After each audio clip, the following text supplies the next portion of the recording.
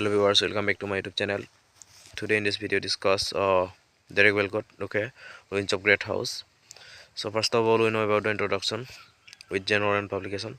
Ruins of a Great House is a post-colonial poem. Post-colonial means related to the effect of colonial rule, okay, by Derek Walcott, first published in his collection of In a Green Night, 1962. The poem reflects on the legacy means lasting effect, okay, of British colonialism in the Caribbean through the image of a decaying plantation house. Walcott explores the moral contradictions. Moral means ethical, contradictions means conflicts of empire, combining personal, emotional and historical reflection, okay.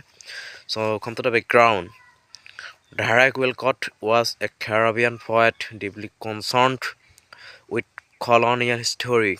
Colonial means imperial past and racial injustice. That means racial means related to race. Injustice means unfairness. Okay. The cultural identity.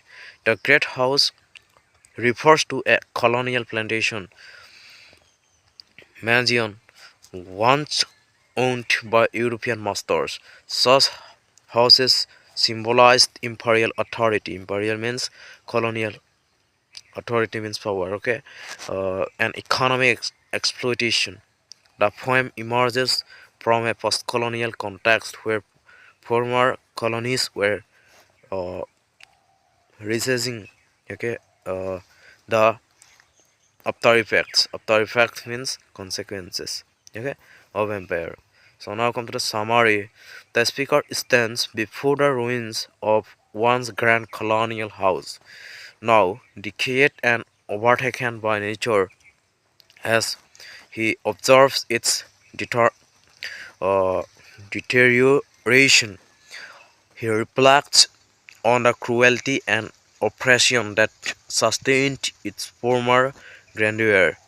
The poem acknowledges that the brutality means cruelty of colonial rule, but also expresses a surprising sense of ambivalence. Ambivalence means mixed feelings towards the colonizers. The speaker recognizes both hatred and reluctant admiration, revealing the psychological complexity of post-colonial identity. Focus on the poem.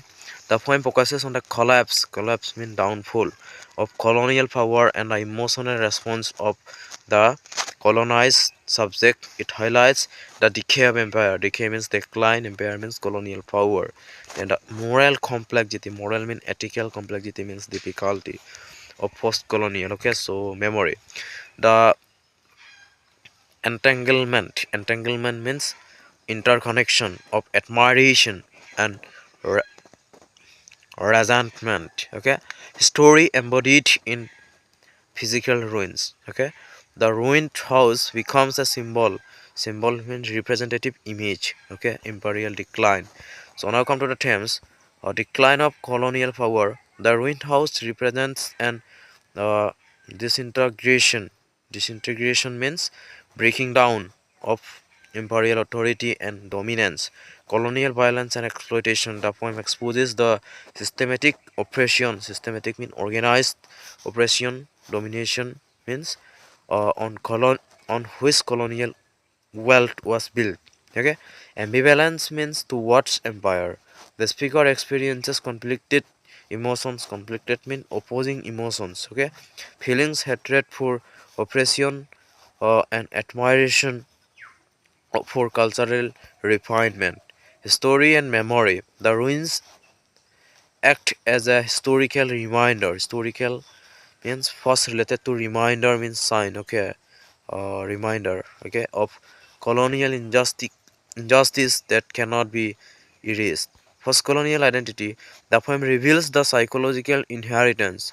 Psychological means mental, inheritance means received first, okay, of colonialism. Counter argument.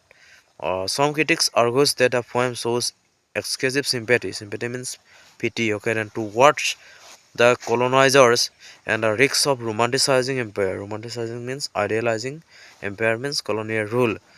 They suggest that such ambivalence they may weaken Top poem is political critique. Then a rebuttal. However, this argument ignores Walcott's deliberate psychological realism. Psychological means mental, realism means truthfulness. The poem does not glorify empire, instead, it reveals the complex emotional legacy. Complex means complicated, legacy means inheritance. Left by colonization, ambivalence itself becomes a truthful representation of post colonial consciousness. That's it.